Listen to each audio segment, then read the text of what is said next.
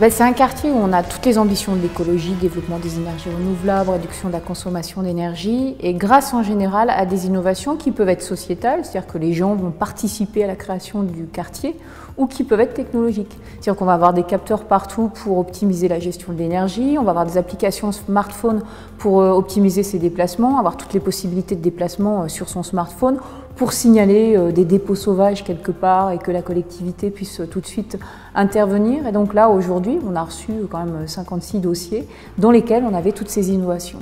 Vous parlez du citoyen qui peut notamment intervenir, mais qui porte les candidatures? J'imagine que ce sont les élus?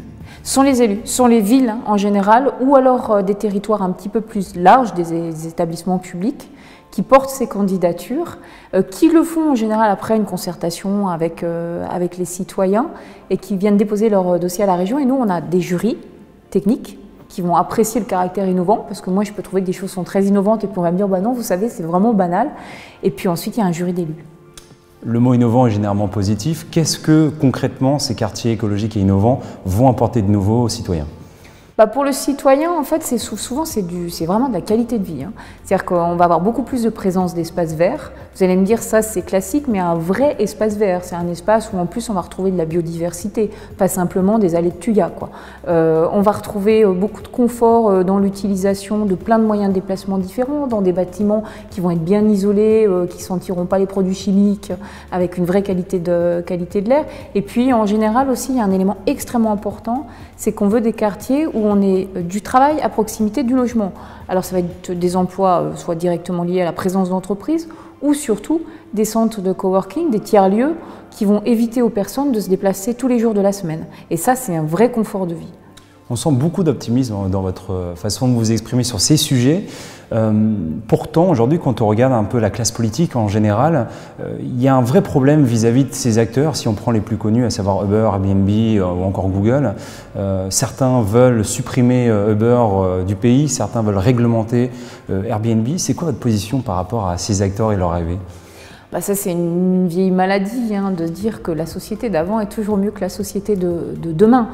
C'est des évolutions qui sont inéluctables, elles sont portées par les citoyens eux-mêmes, c'est-à-dire qu'elles échappent au pouvoir hiérarchique classique et puis elles créent quand même beaucoup de positifs. Il y a plus de positifs que de négatifs dans ces évolutions, c'est-à-dire qu'elles vont donner à chacun peut-être un petit complément de rémunération, des possibilités diverses de pouvoir se déplacer. Airbnb, c'est valorisé à 10 milliards, donc on peut pas dire… 25 milliards. Voire même 25, c'était 10 milliards il y a 2 ans, c'est-à-dire que c'est des sociétés qui sont en pleine explosion. Donc c'est une réalité qui est l'économie de demain, qui est aujourd'hui effectivement sur certains secteurs, pas sur tous. Et la question n'est pas de se dire comment on va la réglementer, mais quels enseignements on en tire pour permettre aux anciens secteurs, eux, de s'adapter, de se développer, de bénéficier de la même croissance. Est-ce que vous pensez qu'on vit la plus grande révolution de nos villes, plus encore importante que celle de l'industrie?